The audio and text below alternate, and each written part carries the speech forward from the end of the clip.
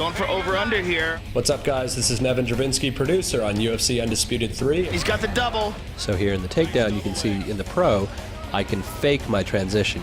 Now he goes north-south. Click down one more time using the amateur controls, and just like that, he got out of mount. You can see we're able to sway on the feet as we have been. You're also able to sway on the ground. That's something we've added new this year as well. And he works the legs. A leg kick TKO is eminent, as you see here.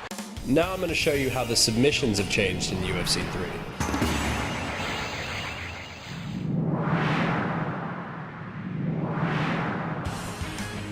Hey guys, so we're going to go over the new submission dynamic in the game. You may remember the previous submission system that involved clicking in on the right stick and then spinning the right stick as many times as possible to lock in the sub. If you think about that like filling buckets, consecutive circular inputs will fill your bucket with points. Once your bucket is full of points, you've locked in a submission. In the new subsystem, the underlying system is fairly similar. However, now we have a graphic interface on the screen to indicate how close you were to winning or losing. This will become especially helpful online or against difficult AI opponents. So you can be spinning the stick previously as much as possible and not know how close you were to winning or losing. Now with the new graphic-based submission system, that should hopefully alleviate that issue. Here is Bruce Ball. So we're going to jump in here with BJ Penn and John Fitch, show off a couple submissions, submission switches, so you get an idea of the new system. John Fitch. And here we go. Let's fight.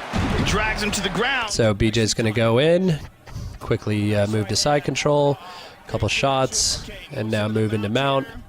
And from here, he's going to go for the Go-Go Plata, one of my favorite subs. See the leg under the chin. Now, the attacker's bar is on the outside of the octagon, indicated by the tape or corner color for BJ, player 2. He's trying to cover the bar of his opponent on the inside of the octagon. So going back to that bucket analogy, the longer time you spend on top of your opponent's bar as the attacker, you're filling your bucket with points. Once you've filled your bucket with points, you've locked in the sub. Now, you'll notice here as John Fitch goes in for his sub, his bar is actually shrinking. He's now P1 on the outside. The bar is shrinking in size, i.e. less surface area to cover your opponent's bar. The size of your submission bar, as well as the rate of decay, is dictated by your submission offensive skill, your fighter's state. Here you can see we still have submission switching that you're able to do. But again, the decay of the bar, the size of the bar are all dependent on the various substats that you have. And you'll see that little seesaw graphic at the bottom of the octagon graphic that comes up with the P1, P2 sliders, and that indicates which corner is winning or losing the submission. So again, you have a very clear indication of how close you were to winning or losing the submission.